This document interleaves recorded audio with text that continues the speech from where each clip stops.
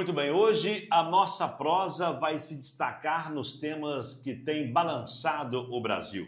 Liberdade, futuro do nosso país. E nós estamos recebendo aqui em Itabira advogado, jurista, mestre, doutor em Direito Constitucional. Já apresentou diversos programas, todo mundo conhece, 3 em 1, Pânico, enfim, diversos programas. E hoje possui o seu canal, o Fio Diário. Mais de 500 mil de pessoas inscritas no canal e no seu Instagram, mais de 1 milhão de pessoas. Recebemos aqui no estúdio da TV de Fato e também da Rádio Caraça FM, doutor Marco Antônio Costa. Prazer. Tudo bem, doutor? Prazer é meu. Poxa, uma alegria estar com vocês aqui. Obrigado pelo convite. De começo, eu posso tirar o doutor?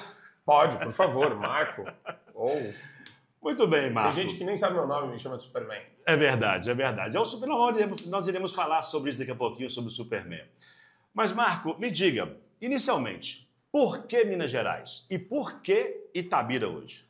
Olha, Minas, porque sim, é a terra da liberdade e da coragem, e é uma terra que, mais do que nunca, tem a necessidade de programas de formação de base, capacitação de liderança, movimentos culturais pró-liberdade. Acho que esse é um negócio que falta no Brasil inteiro, né? Falta gente querendo trabalhar.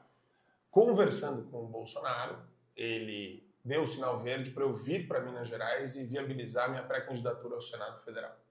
Então, ele falou, Marco, abre esse caminho, vê o que você consegue fazer, chama atenção, faz o seu trabalho de conscientização sobre liberdade de expressão, manifestação de rua, né? Tudo começou com uma manifestação de rua ano passado, sim.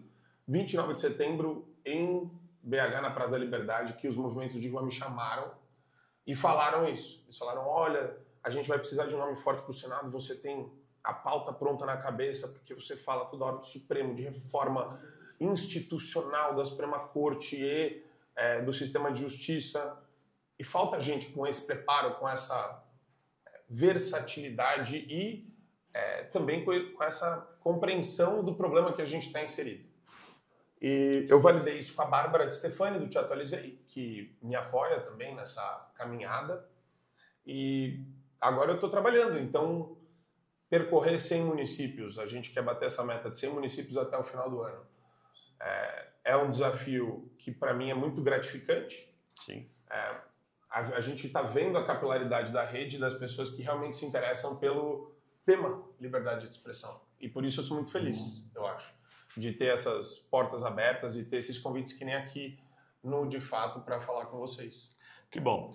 Vamos começar falando por Itabira, né? Itabira passa por um momento muito difícil, tendo em vista a já comentada exaustão das minas, exaustão do minério aqui na cidade. Isso é uma preocupação muito forte do itabirano.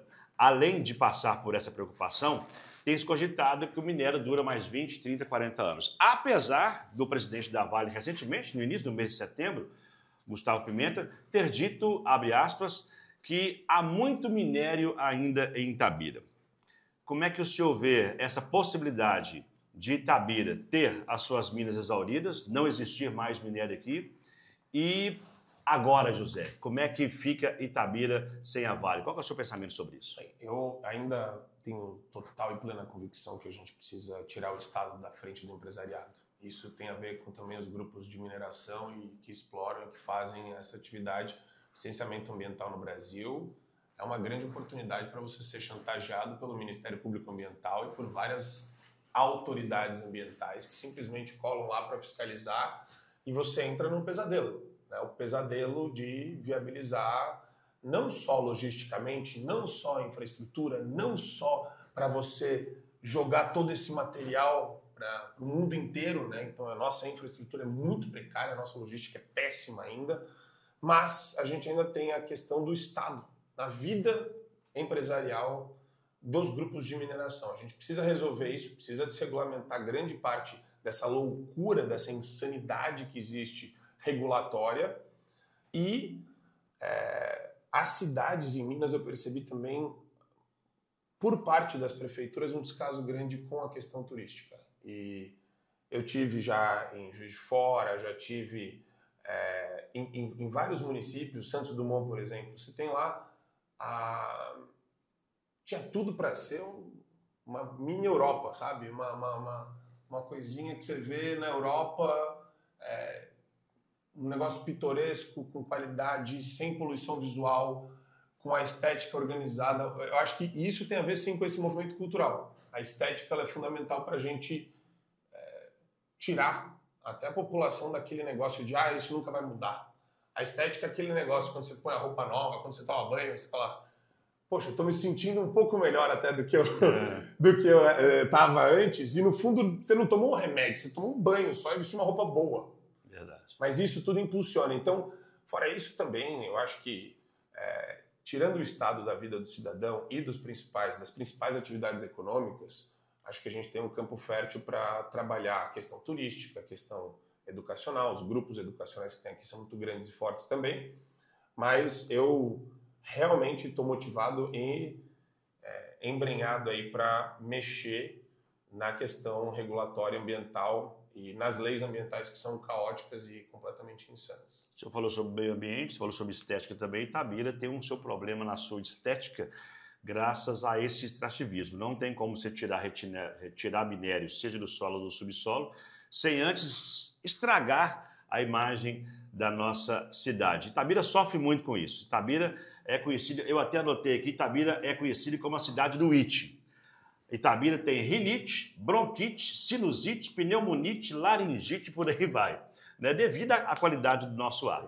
Itabira também é rodeada, né, ao nosso redor, nós temos várias barragens e que amedrontam a população itabirana e também de toda essa nossa região. Como é que o senhor avalia essa dependência socioeconômica do município relacionado às mineradoras? O povo às vezes olha com medo para as barragens, o povo às vezes respira com medo do ar e é dependente de todo esse processo. Como é que o senhor avalia isso? Olha, eu acho que isso tem a ver com esse movimento de renovação cultural que a gente precisa para o país mesmo, né?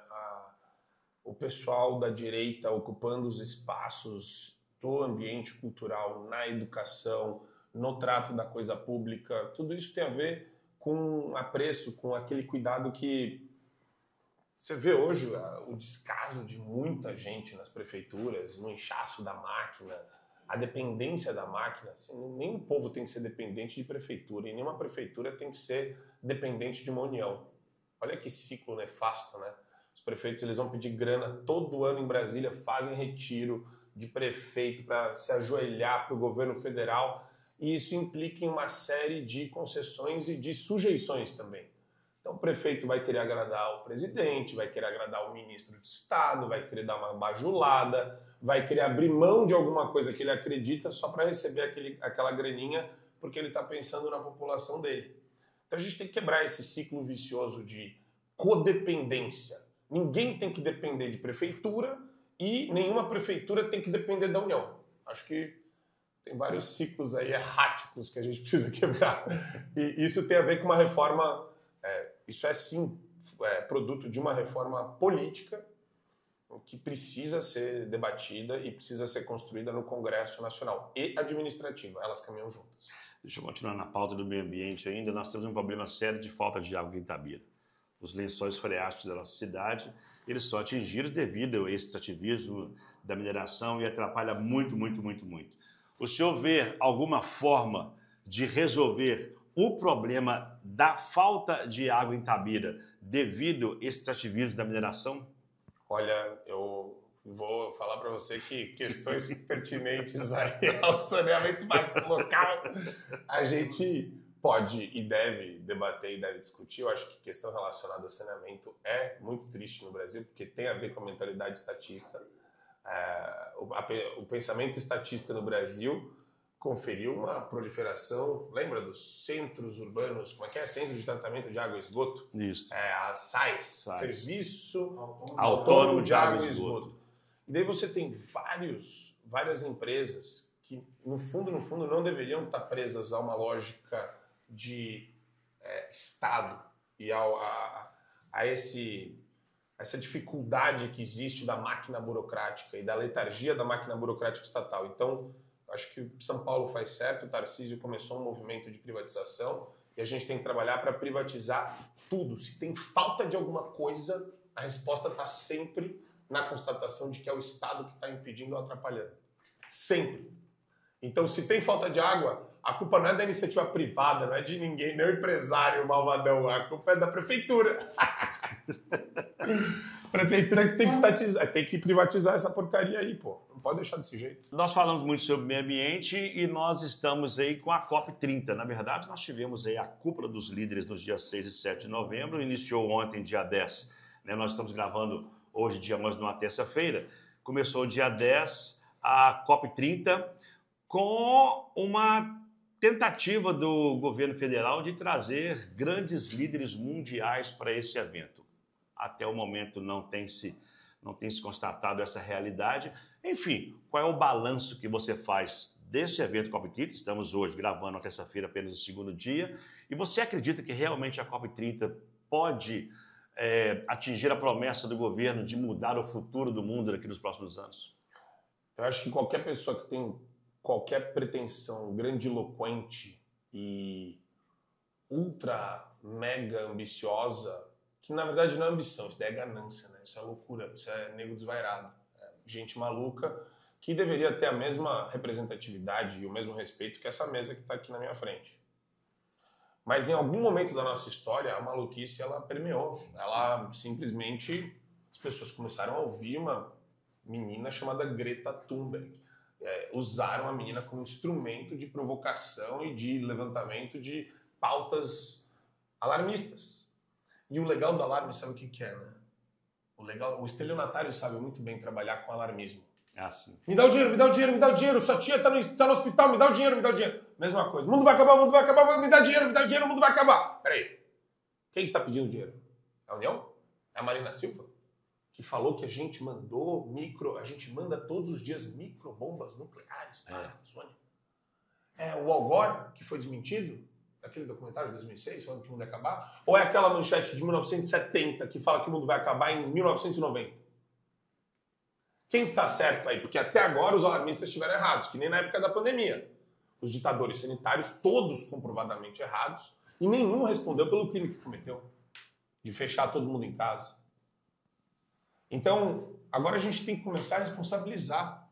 O vagabundo que faz terrorismo ambiental, que promove essa mentalidade estúpida para tentar tirar o teu dinheiro, o nosso dinheiro, para tentar tirar a nossa liberdade quando acontece alguma coisa, a primeira coisa que eles falam é: não se mexa, não se mova, me dá o seu dinheiro e cala a boca.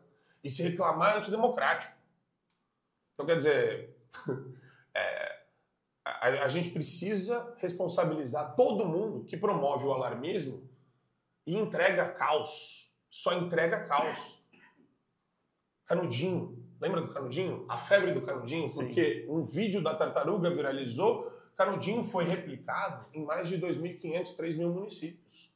Legislação que restringe o uso de canudo de plástico. E o efeito que isso teve na indústria? Em empregos reais, pessoas, vidas, famílias. Por conta de uma ficção. O canudinho de plástico. Agora voltou. Mas ainda tem muita proibição. A gente vai conviver com essas proibições achando normal quem proibiu? Quem sacrificou um monte de família e a nossa liberdade econômica de pensar e fazer o que a gente bem entende? Então, quer dizer, eu acho realmente que esses eventos aí, esse daí começou flopado, começou descaracterizado e também é uma nova fase que se avizinha aqui.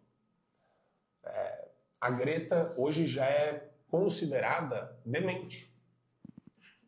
Assim, por todos nós. Eu acho que as pessoas entenderam que tem gente que é débil, né, de raciocínio e de compreensão da realidade. Tem gente que é doente, né, tem uma turma de disforia de sexo que é totalmente doente. Você fala, tá, eu tenho empatia por essa pessoa, eu quero tratar essa pessoa, mas ela não quer tratar você, ela quer te prender por transfobia. Ela não quer ser tratada por você, ela não quer receber uma orientação, ela quer te prender por transfobia. O que é transfobia? Ela se sentiu triste porque você ou não quis empregá-la, ou falou que ela não era inteligente, competente, tudo vira transfobia, tudo vira criminalização de discurso. Então, mesma coisa com esse pessoal ambiental. Esses debates que estão acontecendo, eles só servem a grupos que querem exercer controle sobre nós. Eles não têm nenhuma solução, eles não têm a menor ideia do que eles estão fazendo. Até hoje a Marina Silva ganhou muito mais dinheiro do que entregou de desenvolvimento e de libertação das populações ribeirinhas, de etnias e grupos indígenas lá da Amazônia. Então, eu acho que está na hora da gente começar a jogar a responsabilidade para quem merece mesmo e tirar essas pessoas do debate público naturalmente. Porque não dá para ficar ouvindo nego maluco falar sobre meio ambiente. A gente tem que ouvir as pessoas sérias. As pessoas mais sérias que cuidam do meio ambiente hoje no Brasil são os empresários. Curiosamente, de mineração. Curiosamente, de papel e celulose. Curiosamente, aqueles que estão sempre atuando na área e que tem alguma externalidade que eles chamam de externalidade negativa. Então, a gente tem que levar esse papo a sério mesmo. E hoje, se tem uma coisa que a imprensa não faz, é esse papel. Eles levam a sério as discussões da Marina Silva, que deveria estar no manicômio. Vamos falar um pouquinho sobre Minas Gerais. Você escolheu Minas Gerais, um estado de muita cultura, um estado de muita religiosidade, de muita tradição. Você escolheu Minas Gerais por intermédio, por opinião, por vontade do ex-presidente Bolsonaro. E eu te pergunto, para a gente evitar esse clichê de que eu gosto de Itabira por causa de Carlos Drummond de Andrade, é o que todo mundo fala, me fale mais, por que você gosta de Minas Gerais? Cara, me fale alguns atores de Minas Gerais. Você trouxe Carlos Drummond de Andrade, eu vou ter que falar que na época do centro acadêmico, eu sempre gostei de política. Sim. E eu entrei na PUC São Paulo em Direito em 2006. Aí, em 2008, eu montei um grupo político para disputar o centro acadêmico. E na dúvida sobre que nome dar, eu olhei para o centro acadêmico e falei, cara, esse negócio não está funcionando, está muito bagunçado. Estava abandonado, não tinha palestra, não tinha curso, não tinha nada que chamasse a atenção dos alunos de Direito da PUC, nada. Daí eu falei, porra, esse negócio eu não sei como resolver isso direito, né? Mas eu preciso estudar. Mas é uma situação de aporia. Problema sem aparente solução. Daí Carlos Drummond de Andrade, brilhantemente, fez um poema sobre aporia. Mas, na verdade, ele deu o nome de áporo. Áporo é um tipo de inseto, uma espécie de orquídea, e aporia vem de aporia, um problema sem aparente solução. Então ele pegou lá e fez o poeminha, né? O inseto cava sem alarme, perfurando a terra sem achar escape. Não, sem fazer alarme, perfurando a terra sem achar escape. Que fazer exausto? Em país bloqueado, enlace de noite, raiz minério, eis que o mistério presto desata. Em verde sozinha, anti-euclidiano, uma orquídea formas. Então, ele pega os três significados e chega na orquídea, que é, diante de toda a dificuldade, de tudo que a gente tem que enfrentar, de tudo que parece impossível vencer, anti-euclidiana, contra toda a matemática, contra tudo que a gente entende ser possível, vem um milagre, vem uma orquídea. E tudo isso faz parte do mesmo tronco. Os três são áporos, né? Então, eu gosto dessa ideia tridimensional que me remete até a Jesus e ao cristianismo, entendeu? E é esse negócio que a gente não pode desistir de enfrentar as adversidades. Eu acho que na história do povo mineiro tem isso, e eu acho que isso me inspira e me motiva a buscar sempre alguma energia e alguma esperança, porque também a gente não pode morrer de desesperança, sabe? E aí tem Santos Dumont também, mas aí tem a comida, quer dizer, tem muita coisa que é maravilhosa, mas que o mais legal, na verdade, é a recepção do povo, da população aqui. Isso é o mais legal. É o que eu estava falando agora no cafezinho. Uma senhora, que é fã, me chamou para um casamento. E foi um convite inusitado, porque eu estava dando uma palestra e ela me chamou para um casamento. Eu fui no casamento de uma família da mineração, que é uma das maiores. Foi um casamento para 1000 pessoas. E a hora que eu vi, eu estava no meio da pista dançando com a matriarca. E a recepção do pessoal foi muito legal, né? Muito carinhosa. E todo mundo imbuído de um tema que não era o tema da vez. Nunca foi.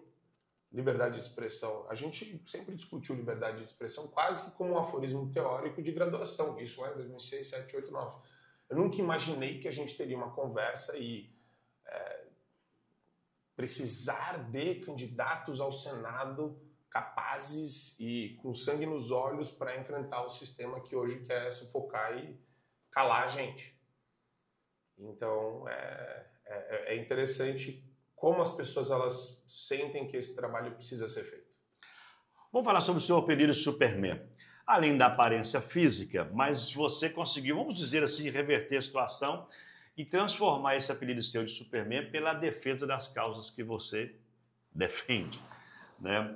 Você é um conservador, você defende puramente a liberdade de expressão, você defende um judiciário com menos ideologia, com menos militância, e você também defende um jornalismo raiz, digamos assim.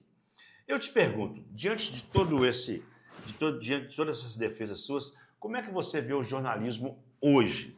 O jornalismo hoje militante, o jornalismo antigo, como é que você faz o traçado do jornalismo?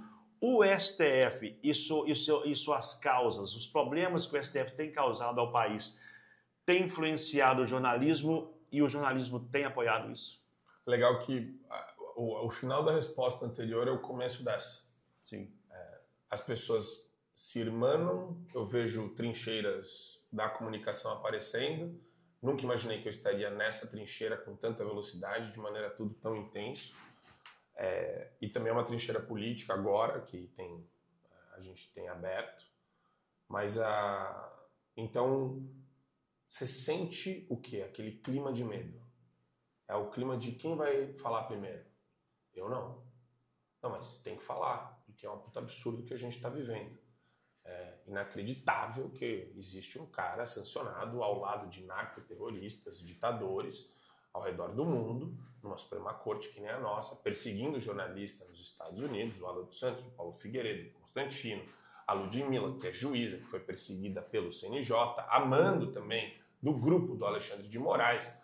Clériston morreu na cadeia, tá cheio de senhora de 72 anos com câncer presa na cadeia, a dona Iraci, a dona Jupira, tem a Débora do Salão de Beleza, que pegou 14 anos e 9 meses de cadeia, tem o Daniel Silveira, que teve o decreto de graça cancelado pelo Supremo Tribunal Federal de maneira absurda, abusiva e cretina e canalha e criminosa, tem que adjetivar. A galera tem medo de adjetivar, porque é ministro. Porque o ministro conhece o senador, e na verdade não só conhece, tem esquema com o senador. Já calou a boca do senador, já ligou para o senador antes do senador votar lá no Senado Federal, falou, você não vai votar. Isso é coisa de mafioso, isso é coisa de bandido do PCC. Está lá no Supremo. E aí? Aí essa espiral do silêncio. Sabe que ela vai até a consagração da sujeição, né? Então, os seus filhos vão ser isso. Se eles olham em volta e vê o pai trivializando espiral do silêncio, trivializando cultura de medo, seu filho vai ser um covarde. Que bela família que você criou, hein? Uma família de covardes que aceitam imposição de um cara que não teve voto. Nunca.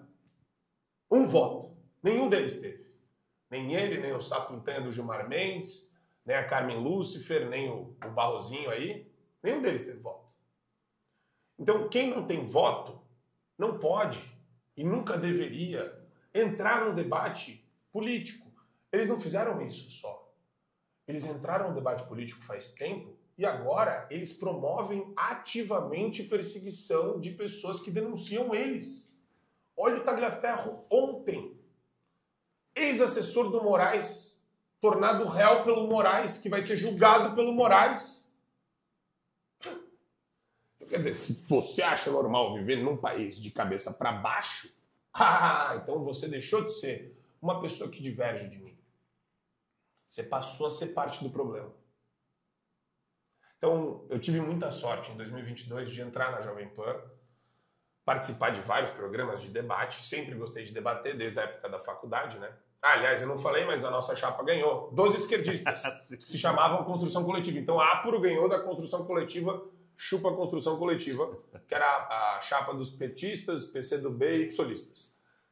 Mas aí, até engraçado que eu cruzei com um cara desses esses dias no Congresso Nacional, né? E o cara era mega radical. Aí ele hoje me cumprimentou, falou que gosta do meu trabalho até. Mas provavelmente deve querer me matar porque ele é psolista ainda.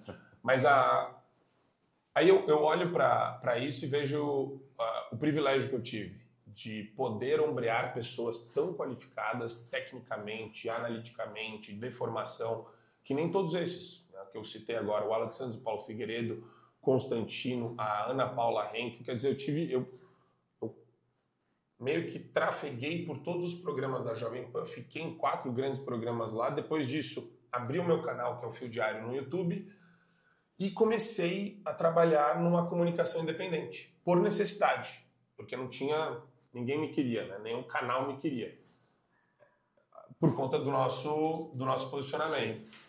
Então, foi muito bom. Com o apoio da audiência, o canal cresceu. Hoje a gente tem milhares de assinantes no nosso canal, que é o fiodiario.com, que tem vários programas e conteúdos de formação acadêmica também, entrevistas especiais, documentários exclusivos.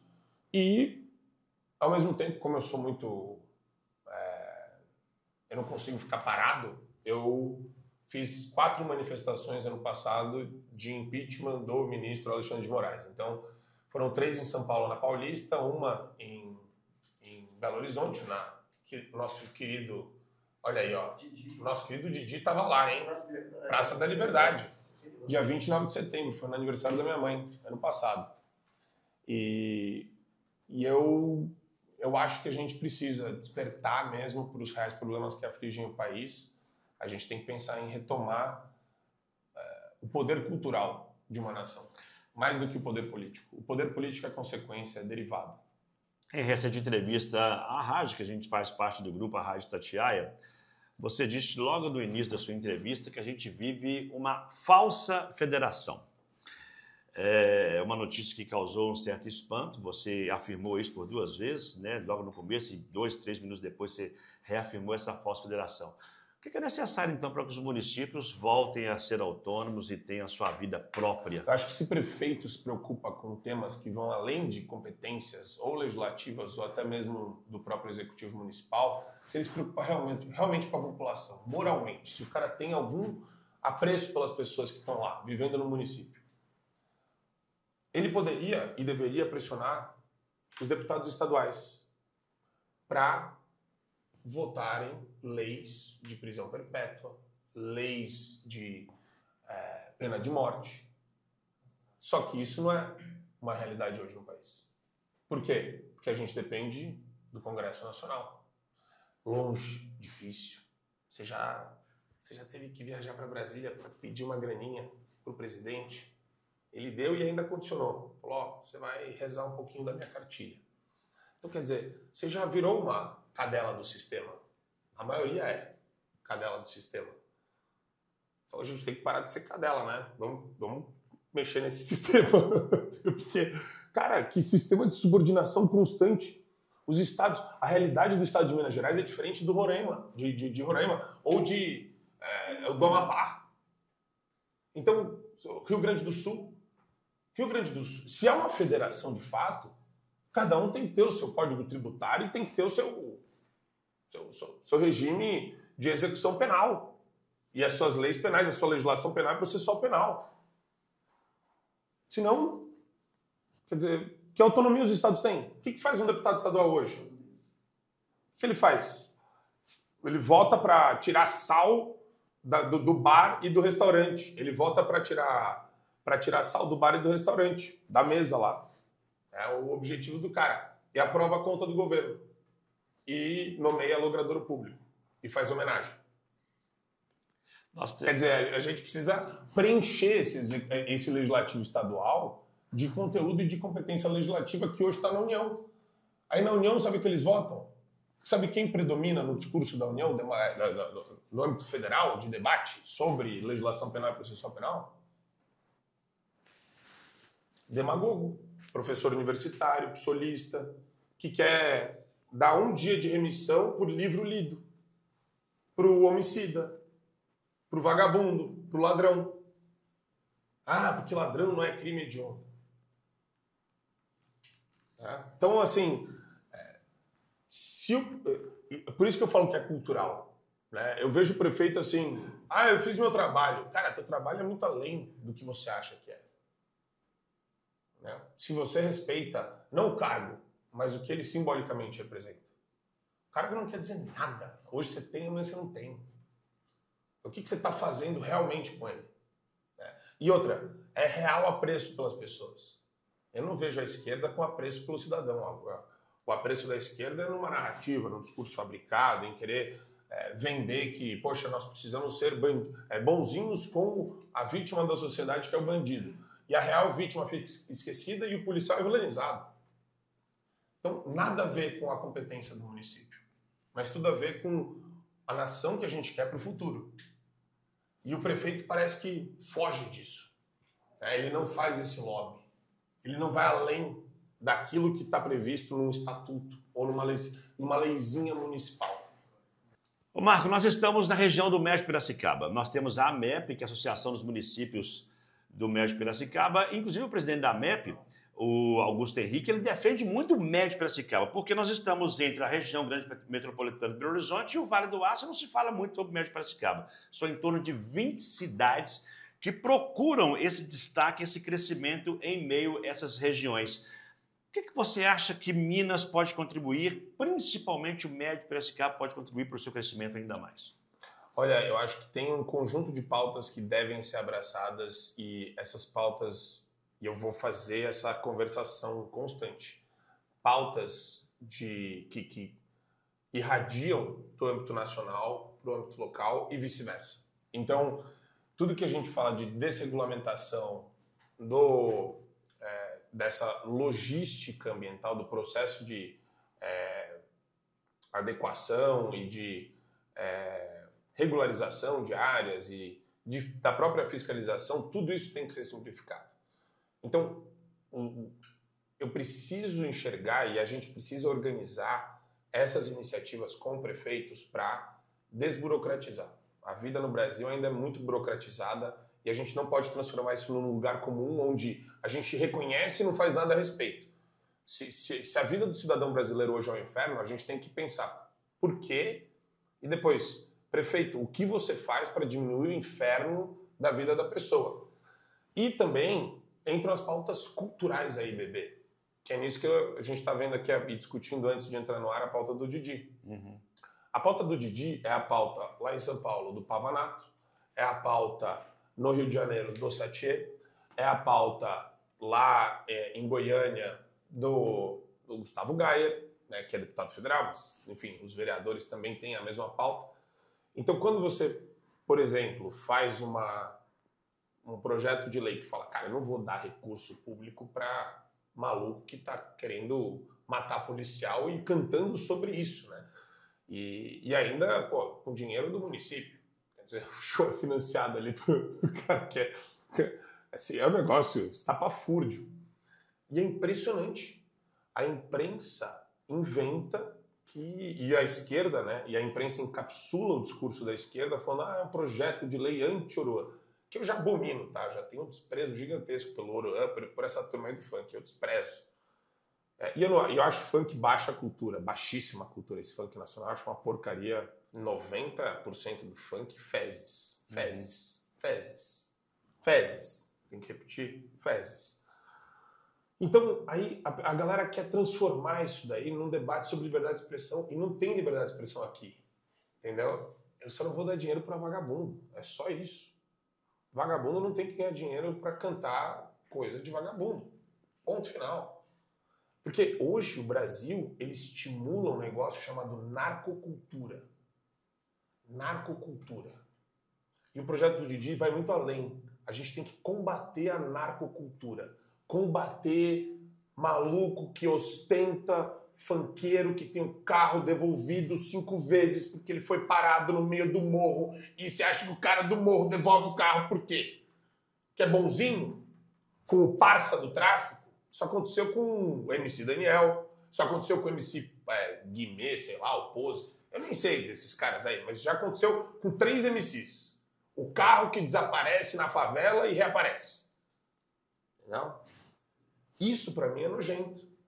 Isso pra mim é nojento. Você tá fingindo que você não enxerga os laços que existem. E outra, a narcocultura também é o empresariado que tá nesse meio. O empresariado que financia. E é financiado e lava o dinheiro. A gente vai ser condescendente com isso? A gente vai aceitar um negócio desse? Então, quer dizer, não tem nada a ver com música, não tem nada a ver com o teor da letra. Tem a ver com você não ser otário de financiar pessoas que têm envolvimento. Porque se você fala que você gosta tanto de ficar com arma na favela atirando contra o alemão, contra o invasor, contra a polícia, se você fala isso é porque você gosta de quem faz isso. Pelo amor de Deus, sabe?